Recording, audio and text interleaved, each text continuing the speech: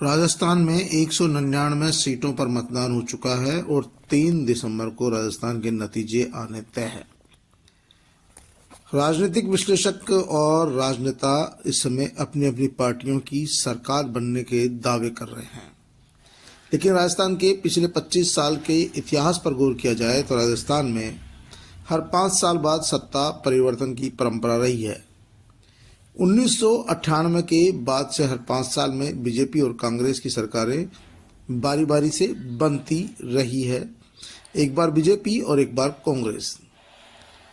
लेकिन इसका दूसरा सच यह भी है कि राजस्थान विधानसभा में एससी एसटी के लिए आरक्षित सीटों में से जो भी सत्ताधारी दल होता है अधिकांशतः उसका ही कब्जा रहता है। राजस्थान में आबादी के हिसाब से 59 सीटें आरक्षित है, जिनमें से 34 सीटें अनुसूचित जाति और 25 सीटें अनुसूचित जनजाति के लिए आरक्षित है। और दोनों को ही बीजेपी अपना वोट बैंक नहीं मानती है, लेकिन इसका टिकट वितरण इतना बेहतरीन होता है कि एससी और एसटी की सीटों पर जब जब बीजेपी सत्ता में आती है तब तब एससी एसटी की सीटों पर बीजेपी के ही अधिकांश उम्मीदवार जीतते रहे हैं। पिछले सालों को देखा जाए तो यही रिकॉर्ड सामने आ रहा है। वैसे तो पूरे राजस्थान में ही अनुसूचित जाति की आबादी भरपूर है, लेकिन उत्तरी, पूर्वी, पश्चिमी राजस्थान में अनुसूचित जाति बहुसंख्या में है।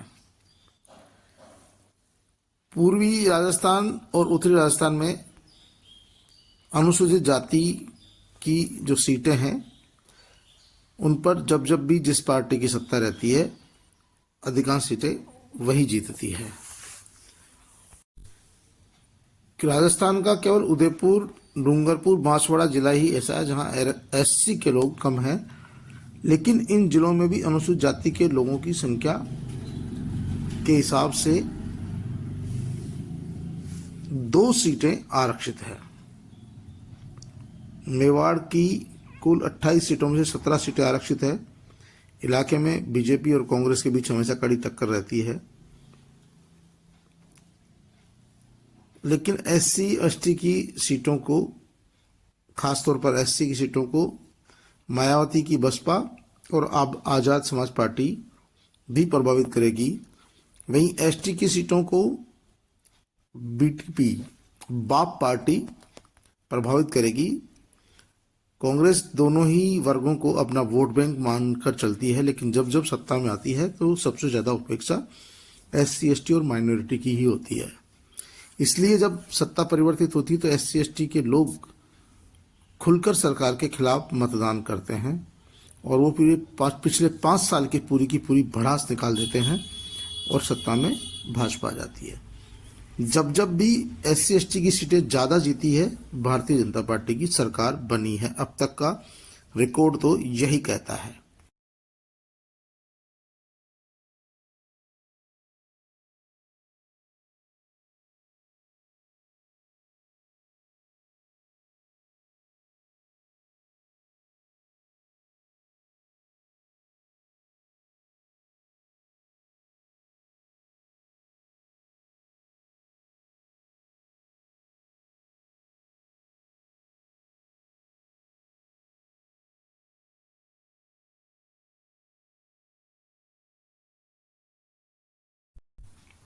वर्ष 2013 के चुनाव की बात की जाए तो 32 सीटें जीती थी बीजेपी ने, और पिछले जो चुनाव थे उसमें मात्र 18 सीटें ही जीत पाई थी। पार्टी ने अलवर, भरतपुर, दौसा, जयपुर, करौली, सवाईमाधोपुर, टोंक जिले में से एक भी एससी एसटी की सीट जीतने में विफल रही थी भारतीय जनता पार्टी। इसका कारण था कि सुप्रीम कोर्ट के आदेश के विरोध में दलित संगठनों द्वारा जो 2 अप्रैल को भारत का बंद किया गया था, उस दौरान उनके खिलाफ जो मुकदमे दर्ज हुए थे उसको लेकर, और उनको लगता था कि संविधान बदल रहा है। संविधान को लेकर लोगों में आक्रोश था। लेकिन पिछले जब चुनाव हुए तो उसमें अधिकांश जो एससी एसटी की सीट थी उनमें कांग्रेस का कब्जा रहा और कांग्रेस सत्ता तक पहुंच गई। इस बार राजस्थान में आरएलपी के साथ आजाद समाज पार्टी के चंद्रशेखर रावण के हाथ मिलाने से कांग्रेस पार्टी को भारी नुकसान होगा और इसका कई स्थानों पर सीधा सीधा लाभ भारतीय जनता पार्टी को मिलेगा। भारतीय जनता पार्टी का टिकट वितरण है वो भी बहुत सटीक है। जयपुर जिले की भले ही परकोटे की सीटें भारतीय जनता पार्टी हार रही हो, लेकिन जो आरक्षित सीटें हैं उनमें चाकसू है, दूदू है, बगरू है, जमवा रामगढ़ है और बस्सी है। पांचों सीट बीजेपी जीत रही है, जबकि शहर की जो जनरल सामान्य सीटें हैं वो भारतीय जनता पार्टी हार रही है। तो राजस्थान में आरएलपी और जो एएसपी ने जो गठबंधन किया है, बीएसपी ने जो उम्मीदवार खड़े किए हैं, वो भी सीधा सीधा नुकसान कांग्रेस पार्टी को पहुंचाएगी। लेकिन भारतीय जनता पार्टी ने इस बार टिकट वितरण में काफ़ी सावधानी बरती है और कई स्थानों पर अच्छे टिकट दिए हैं, जिसके चलते भारतीय जनता पार्टी का जो मूल वोट बैंक है वो तो भारतीय जनता पार्टी को वोट कास्ट करेगा ही, साथ में जिस उम्मीदवार को टिकट दिया है उसके जातिगत मतदाताओं की संख्या भी इतनी अधिक है कि वो किसी भी जो चुनाव है उसको प्रभावित करता है। तो ऐसी स्थिति में इस बार भारतीय जनता पार्टी को अनुसूचित जाति की आरक्षित 59 सीटों में से अधिकांश सीटों पर विजयी होती नजर आ रही है। उनमें से लगभग 40 से 45 सीटें इस बार भारतीय जनता पार्टी के खाते में जा सकती है। तो ऐसे में चुनाव जो नतीजे हैं वो, और जो भी पार्टी SC ST की सीटों पर ज़्यादा जीत दर्ज करती है, सत्ता में वही पहुंचती है। यह आंकड़े पिछले कई चुनावों के हैं। राजस्थान में 2008 में सरकार जब कांग्रेस पार्टी की बनी थी तो SC ST की 34 सीटों पर कांग्रेस काबिज हुई थी। 2013 में सरकार जब बनी थी भारतीय जनता पार्टी की तो SC ST की 59 सीटों में से 50 सीटों पर भारतीय जनता पार्टी ने जीत दर्ज की थी। यानी कि 59 में से 50 सीटें जीती थी भारतीय जनता पार्टी ने पिछले चुनाव में, तब जाकर उसको सत्ता मिली थी। और 2008 में सरकार बनाने वाली कांग्रेस पार्टी ने 59 में से 34 सीटों पर जीत दर्ज की थी। पिछले चुनाव में कांग्रेस ने अच्छा प्रदर्शन किया था और 7-8 सीटों को छोड़कर अधिकांश सीटें कांग्रेस पार्टी ने ही SC ST की जीती थी। और उन दो जो SC की सीटें थी उन पे RLP के उम्मीदवार जीते थे। 3 सीटों पर जो BTP थी, आदिवासियों की पार्टी, उसने जीत दर्ज की थी। तो कुल मिलाकर अब तक का जो यहाँ का राजस्थान की समीकरणों का जो रुझान है उसके अनुसार देखा जाए तो राजस्थान में जब भी कोई पार्टी सत्ता में आई है तो SC ST की 59 सीटों का बड़ा योगदान रहा है, क्योंकि कांग्रेस का जो वोट बैंक है वो हमेशा बिखरता है, बिखराव में आ जाता है। उसके वोटों में जो सेंधमारी करती है वो बसपा भी करती है, RLP भी करती है, BJP भी कर लेती है, निर्दलीय भी कर लेते हैं, उसकी पार्टी के बागी भी कर लेते हैं। लेकिन जो भारतीय जनता पार्टी का जो मूल वोट बैंक है, जो संघ से जुड़ा हुआ वोट बैंक है, उसमें बिखराव जल्दी से नहीं होता है। यही कारण है कि, और सबसे बड़ी बात है कि पिछले जो चुनाव में राजस्थान में जिस तरह से दलित अत्याचारों की संख्या बढ़ी, मूछें रखने पर जितेंद्र मेघवाल की हत्या हो जाना, युवती के साथ गैंग रेप करना उसके पति के सामने, उसकी दूसरा गंगापुर सिटी में दलित युवती के साथ गैंग रेप होना, फिर उसकी हत्या कर देना, और कई ऐसे मामले आए जब दलितों पर अत्याचारों की संख्या बढ़ी, महिला दुष्कर्म के मामले बढ़े। लेकिन सरकार ने यहाँ तक कि मतलब एक्शन तो दूर की बात है, उनको मुआवजा देने में भी भेदभाव बरता।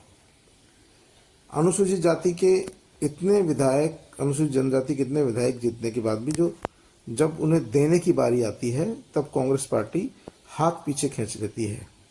उन्हें लगता है ये हमारे गुलाम है, ये कहाँ जाएंगे। कांग्रेस पार्टी के नेताओं की ऐसी सोच मानी जाती है कि वो अल्पसंख्यकों, SC ST के लोगों को, आदिवासियों को, दलितों को ऐसे सोचती है ये हमारा वोट बैंक है, ये कहीं नहीं जा सकता। और यही कांग्रेस पार्टी की सबसे बड़ी भूल होती, क्योंकि अब सब पढ़े लिखे हैं, समझदार हैं और उन्हें अपना भला बुरा सोचना आता है। वो अपना भला बुरा अच्छी तरह सोच समझकर अपना वोट तय करते हैं।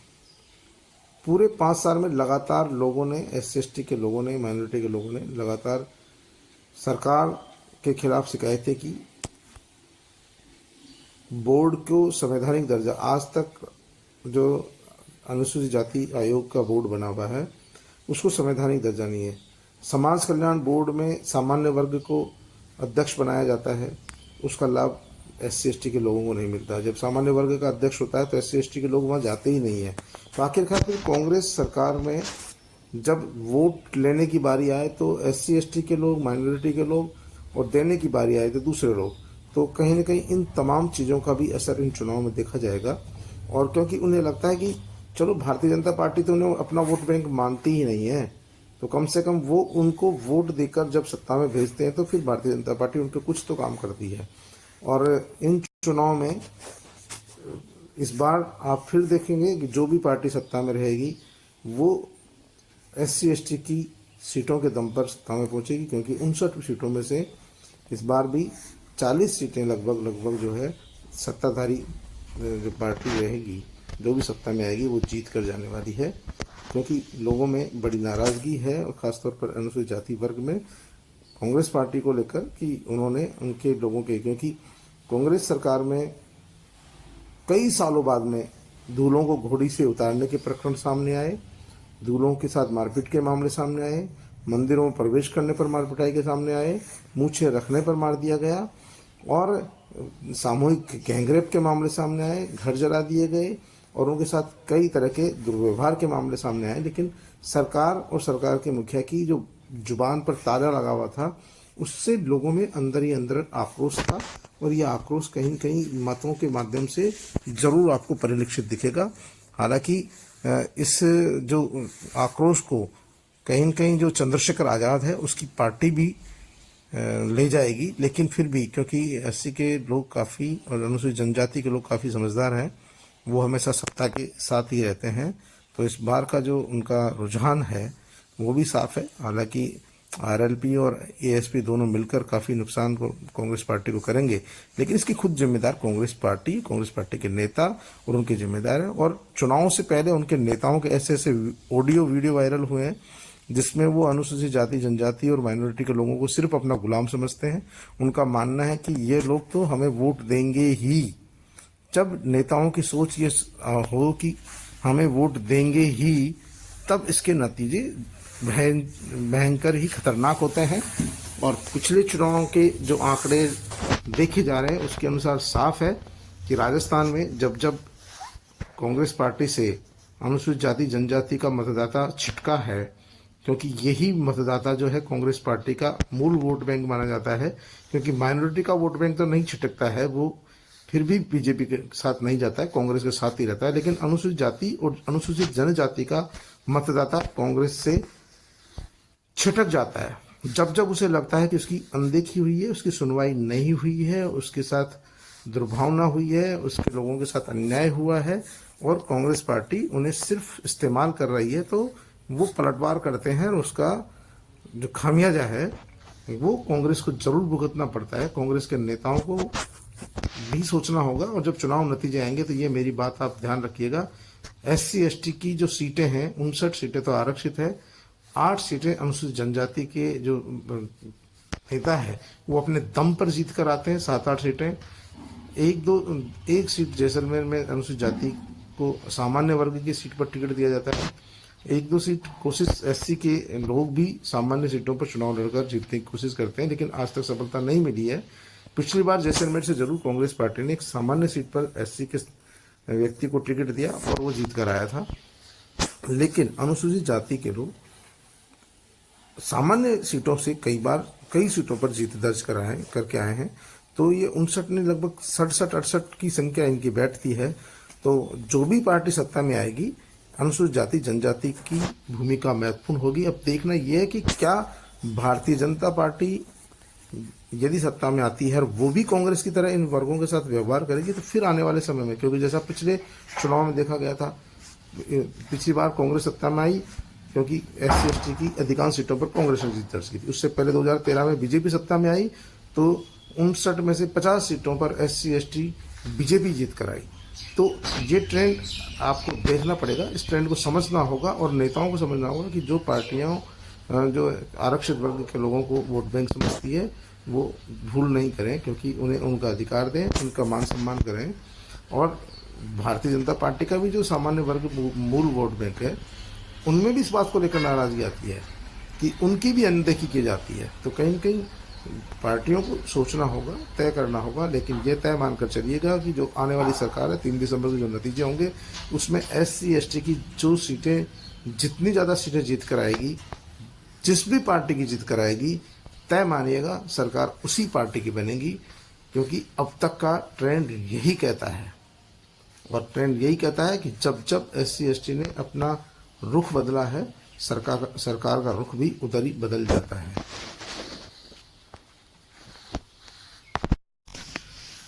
बहुत से लोगों का ये कहना है कि बहुजन समाज पार्टी दलित समाज की पार्टी है, लेकिन आपको जानकर हैरानी होगी कि बहुत सारे ऐसे लोग हैं जिन्होंने आज तक भी बहुजन समाज पार्टी को वोट नहीं दिया होगा। क्योंकि अब लोगों की मानसिकता ये बदल गई है कि जब भी बहुजन समाज पार्टी को वोट दिया जाता है, बहुजन समाज पार्टी वोटों का सौदा करती है और जिनको टिकट देती है वो बहुजन समाज का सौदा करते हैं। क्योंकि चुनाव जीतने के बाद वो कभी भी बहुजन समाज पार्टी के साथ नहीं रहे, वो सत्ताधारी दल के साथ चले जाते हैं। ऐसी स्थिति में इस बार लोगों ने काफ़ी सोच समझकर बहुजन समाज पार्टी को वोट दिया है, क्योंकि उन्हें पता है कि वो देते तो बहुजन समाज के नाम पर है, लेकिन जो चुनाव जीतने वाला, चुनाव लड़ने वाला है, वो उनका फ़ायदा उठाता है। वो जब चुनाव जीत जाता है तो कहता भी यही है, जैसे राजेंद्र सिंह हुड्डा कहते थे, भाई मैं तो बहन जी को पैसे दे के आता हूँ और यहाँ उनके लोग वोट देते, मैं विधायक बनता हूँ।